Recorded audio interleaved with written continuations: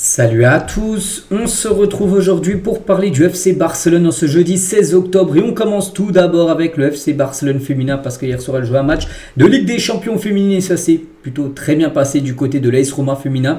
Une victoire 4-0 des joueuses du FC Barcelone, deuxième victoire consécutive pour les vice-championnes d'Europe qui s'imposent à l'extérieur face à l'AS Roma. Les Barcelonaises sont leaders de cette phase de groupe, où c'est une phase de groupe un peu comme dans le système des hommes bien sûr avec une poule unique, donc victoire 4-0. Donc voilà, par exemple, je sais pas, Hansen a été buteuse ou même Putellas, buteuse sur penalty. À noter que Putellas, avec son but, est devenue la co-meilleure buteuse espagnole de l'histoire de la Ligue des Champions féminine. Félicitations bien sûr à Alexia Putellas. À noter que c'est pas elle qui a été élue femme du match, mais plutôt sa collègue Bonmati. Elle n'a pas marqué, mais elle a réalisé un gros match. C'est la meilleure joueuse bien sûr de cette rencontre hier gagnée du côté de l'AS Roma féminin. Donc félicitations bien sûr aux filles. On bascule maintenant sur les hommes bien sûr. Le programme du FC Barcelone, la trêve, on s'est terminé depuis avant-hier et tant mieux. Donc le programme maintenant, on le sait, on est le 16, donc le prochain match c'est le 18. Donc le calcul est simple, c'est dans 2 jours, c'est après-demain. Le Barça, c'est un derby. Le Barça reçoit l'équipe de Gérone, ça sera pas au Stade Montjuïc, c'est officiel. 16h15 samedi après-midi. La rencontre, il y aura un match également mardi prochain du côté de nouveau du Stade Montjuïc, mais contre l'Olympiakos en Ligue des Champions. Et le 26, dans 10 jours, jour pour jour, on est le 16, c'est le 26, le match contre le Real Madrid, bien sûr, sera un dimanche après-midi à 16h15, ce Classico. Concernant les photos de l'entraînement, pour voir si tout s'est bien passé avant de penser au Classico, même l'Olympiakos, c'est le match bien sûr contre Gérone, déjà ce week-end. Et tout d'abord, voilà, 2 joueurs qui vont faire du bien parce que c'était blessé ces dernières semaines. Ils sont de retour, ils ont participé à tous les entraînements là cette semaine. C'est bien sûr Fermin Lopez avec Lamine Yamal, les deux devraient bien être disponibles pour le match bien sûr d'après-demain. On peut voir Ronald Araujo, on peut voir également, donc là c'est Baldé avec, je ne sais pas trop c'est qui, peut-être Gérard Martin à côté de lui. On peut voir également le jeune Ronny Bardi, bien sûr, le jeune suédois, Szczesny qui sera de nouveau gardien, enfin titulaire. N'oubliez pas que Juan Garcia est blessé encore au moins un mois. Lamine Yamal avec Araujo, par exemple Hansi Flick, bien sûr le coach de cette équipe. Et tiens, en parlant de l'entraîneur Flick, et Hansi Flick est très heureux au Barça, il n'a aucun doute sur son leadership, donc voilà, il se plaît vraiment bien au FC Barcelone. Voilà, depuis son arrivée, en plus ça se passe plutôt bien. Bien évidemment, le championnat a été remporté saison dernière, la Super Coupe aussi d'Espagne, la Coupe du Roi. Maintenant, on sait qu'il faudrait maintenant viser la Ligue des Champions. C'est pas passé loin l'année dernière, on fait au moins une place pour la finale. Donc là, bien sûr, l'objectif est encore mieux que la saison dernière, mais conserver par exemple la Liga, remporter, c'est l'objectif bien sûr de Flick et lui, il est très bien à Barcelone. On continue avec la une aujourd'hui du journal Mundo Deportivo. Donc ça parle des filles, bien sûr, cette victoire, comme j'ai dit à l'AS Roma, mais ça parle surtout aussi de Frenkie de Jong et ça y est.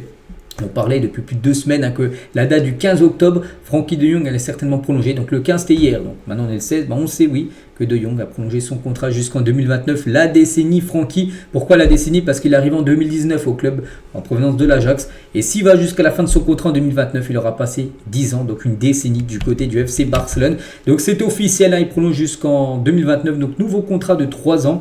Il est en fin de contrat en 30 juin 2026. Donc voilà, du coup il reprolonge 3 nouvelles années. Frenkie de Jong, donc voilà, félicitations à lui, parce que voilà, il a mérité bien sûr sa prolongation de contrat. Ça a été long, on a beaucoup parlé ces derniers mois, tout ça. Ça c'est fait, on n'en parlera plus vu qu'elle a été signée. Donc sa clause libératoire, donc elle a augmenté, l'égale passe de 400 millions d'euros à 500 millions d'euros. Voilà. Et il gagnera 9 à 10 millions d'euros net par saison, donc il touchera moins que ce qu'il touchait avant. Voilà, il a augmenté son contrat bien sûr de 3 nouvelles années, mais descente un peu de son salaire. Bon. 10 millions d'euros net, c'est déjà très très bien. Mais voilà, ce sera toujours un peu moins que ce qu'il touchait lors de son dernier contrat. Frenkie de Jong tient quelques déclarations bien sûr par rapport à sa prolongation. Donc, tout d'abord, comme je l'ai toujours dit, depuis que je suis enfant, je rêvais de jouer pour Barcelone. Et maintenant, je vis le rêve que j'ai eu toute ma vie depuis que je suis jeune. Je veux poursuivre ce rêve pendant de nombreuses années avec une grande envie de gagner des titres. Il dit vraiment qu'il veut gagner encore plus de titres, de trophées du côté du FC Barcelone. Non, je ne vous dirai pas à combien s'élève mon salaire. Bon, son salaire a fuité 10 millions d'euros net, voilà. Mais bon, lui il n'a pas voulu dire bien sûr, les journalistes qui ont posé la question, il n'a pas voulu répondre, mais bon, il touchera un beau salaire bien sûr. Il y a effectivement eu beaucoup de discussions, mais je pense, et je l'ai dit plus d'une fois, que ce qui a été dit sur mon salaire était très exagéré et que les chiffres qui ont été publiés n'ont jamais été exacts, en gros, qui touchaient moins que ce qu'il disait, ce qui circulait sur son salaire avant. Bon, il touche quand même un beau salaire, c'est l'un des joueurs quand même les mieux payés du côté du FC Barcelone, Frenkie de Jong. Je pense aussi que ces chiffres sur mon salaire ont un peu affecté la perception que les gens ont de moi. Parce que quand ils lisent les journaux que Frenkie gagne beaucoup et qu'il est le joueur le mieux payé de l'équipe, ils commencent à me regarder différemment. Je pense que c'est de votre faute, de la presse. Voilà, pointer du doigt les journalistes. Toujours avec Francky, donc je n'ai pas encore gagné la Ligue des Champions avec Barcelone. C'est un grand objectif pour moi et pour l'équipe, bien sûr, gagner la LDC. Nous voulons aussi gagner tous les titres possibles, plus de championnats, de coupes, de super coupes. Nous essayerons bien sûr d'y parvenir. Comme je l'ai toujours dit depuis que je suis enfant, bon, c'est à peu près ce qu'il a dit juste avant. Il a dit également, c'est un grand honneur pour moi de faire partie des capitaines de Barcelone, bien sûr, et j'en suis très heureux. J'essaie toujours de donner le meilleur exemple et d'offrir des conseils à ceux qui veulent écouter. Et je ne changerai pas ma position, mon style, parce que c'est comme ça que j'ai toujours été. Et au fil des ans, vous vous rendez compte que votre voix au sein de l'équipe est devenue plus influente parce que maintenant c'est un joueur cadre, ça fait quand même pas mal d'années. Plus les années passent, plus il est au club, plus il joue, plus il prend du galon, on va dire, du côté du Barça, et plus les gens l'écoutent, bien sûr. Francky de Jong, parce que c'est un joueur maintenant d'expérience, bien évidemment. Je ne peux pas vous dire ce que je gagne, mais les gens disaient, bon, c'est à peu près là encore la même qu'avant. J'ai vraiment hâte de retourner au Camp Nou. Bien sûr, lui, là, il avait déjà joué au Camp Nou dans le passé, il veut retourner dans la marre, jouer à Montjuic, au stade Johan Cruyff, il veut rejouer dans le stade, bien sûr. Donc, dans notre vraie maison et parmi nos fans, je ne connais pas encore la date, mais nous avons hâte, donc... de toute façon, il reviendra parce qu'officiellement, le stade, quand il sera fini, enfin, normalement à 100%, là je vous parle avec le toit, tout est fini, ça sera l'été 2027. Donc s'il reste jusqu'en 2029, on pense que il sera là, il jouera. Bon, il reviendra bien avant, bien sûr, avant l'été 2027. Sur le plan des titres, comme je l'ai dit, toujours nos objectifs sont presque les mêmes. Chaque année, gagner tous les titres possibles. Et nous essayons d'y parvenir. Je crois que nous avons une équipe capable de participer, bien sûr, à tout. Donc les championnats, nous verrons si nous parviendrons, bien sûr. Donc voilà, ce qui concerne aussi le match à Miami, ce match, souvenez-vous, enfin ce match qui va se jouer en décembre prochain, Villarreal contre le Barça. Nous sommes des joueurs et nous devons jouer partout où nous le demande. J'exprime mon opinion, il avait dit que lui ne comprenait pas. Bon, peut-être il a été recadré par Laporta qui lui a dit non, tu ne peux pas dire ça. Et c'est pour ça qu'il a un peu dit pas la même chose. J'ai exprimé mon opinion sur cette question et elle n'a pas changé. Nous jouerons là-bas, mais bon, maintenant il accepte de jouer là-bas. N'oubliez pas que ce serait une belle rentrée d'argent pour le FC Barcelone. Pedri facilite la vie sur le terrain. Je ne sais pas si nous sommes le meilleur duo parce que j'ai aussi joué avec Busquets, mais je suis très à l'aise à ses côtés, avec bien sûr Pedri. Les gens parlent beaucoup, ils ont d'abord dit que ma meilleure période était à l'Ajax, puis lors de ma deuxième saison ici, j'essaie d'atteindre la meilleure version de moi-même chaque année, et c'est vous la presse qui le jugez, en gros, quand c'est la version prime, en gros, de Francky de Jong. Je me sens très à l'aise aussi avec Hansi Flick, le coach, et ma relation avec lui a été bonne dès le premier jour. Il a toujours dit qu'il me faisait confiance, plus c'est à mon tour de le prouver sur le terrain, et je veux continuer comme ça. Et je deviendrai probablement bientôt le joueur néerlandais avec le plus grand nombre de matchs pour Barcelone. C'est quelque chose qui me remplit de fierté, car de nombreux joueurs néerlandais ont joué ici, des légendes comme Johan Cruyff bien sûr, sont passés par ici. Tout ce qui me manque, c'est de gagner plus de titres, il le dit, vraiment beaucoup de déclarations, il veut gagner plus de titres, plus de trophées. Du côté du Barça, bon, on a déjà quelques-uns, mais c'est pas assez bien sûr pour un joueur comme Francky de Jong. Donc voilà toutes les déclarations bien sûr de Jong qu'il a pu faire. Donc c'était hier lors de cette journée bien sûr de prolongation de contrat. Donc félicitations à lui.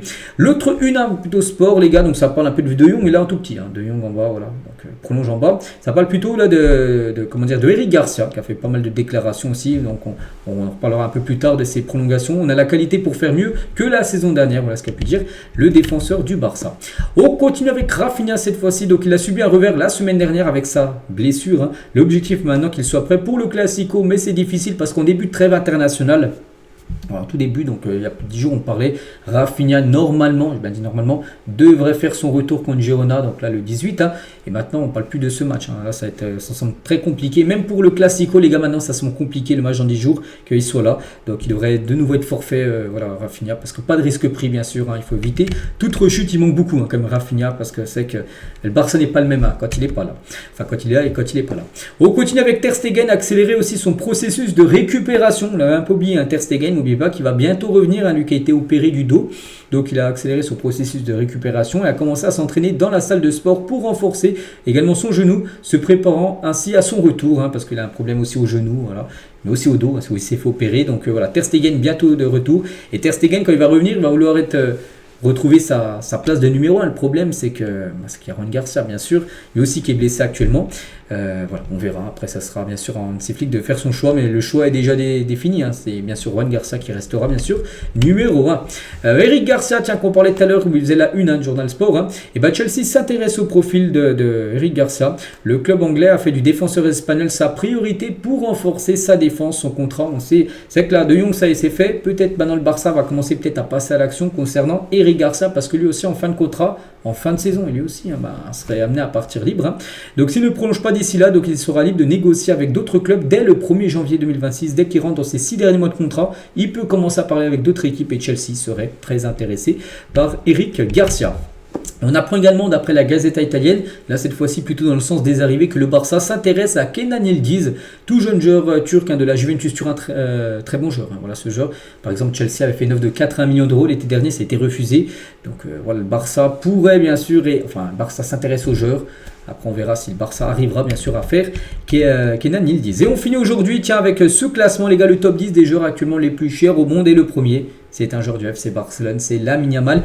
Il coûte actuellement, il est valorisé actuellement 200 millions d'euros. Mais si je pense Lamine Yamal venait à partir, je pense qu'il partirait pour beaucoup plus que 200 millions d'euros. Je pense qu'il pourrait partir facilement pour 250, 280 millions d'euros. Je pense que ce serait plutôt dans ces eaux-là. Mais bon, pour l'instant, il est valorisé à 200 millions d'euros. Est-ce qu'il y a d'autres joueurs du Barça? Donc oui, il y a Pedri qui a 140 millions d'euros. Voilà, par rapport aux joueurs bien sûr les plus chers actuellement au monde. Donc voilà ce qu'il y a à dire aujourd'hui, j'espère que ça vous a plu. Donc nous on se retrouve bien sûr demain vendredi, on sera la veille du match bien sûr contre Girona, on reparlera encore bien sûr de cette rencontre. Allez, moi je vous laisse, je vous souhaite une bonne journée et à demain.